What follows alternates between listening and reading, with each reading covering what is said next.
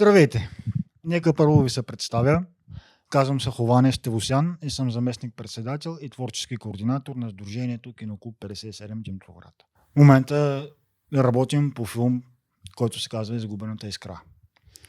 Филма, идеята му стои в това, че наблюдавам децата и повечето младежи са много вглъбени в телефоните си и като цяло в устройствата, които имат вкъщи си и по джобовете.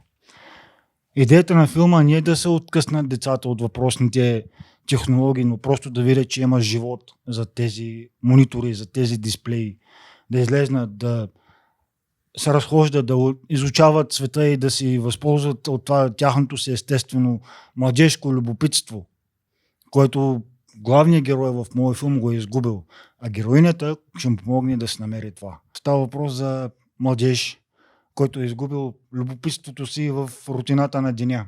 Но се появява главната героиня и му помага да пречупи тази скучна рутина, в която той сам се е наврял. Моята движеща сила е да подбудя естественото любопитство в младите хора. Това е моята движеща. Искам децата, младежите да започнат да се изразяват, не да се затварят себе си, да живеят и да показват това съм аз. И надявам се това съобщение да стигне до много млади хора, за да разберат, че наистина живота е прекрасно нещо и трябва да го изживеят. Не да се откъсват тотално от технологии, да са далеч от технологичното развитие, но да не им се върти всичкото около това.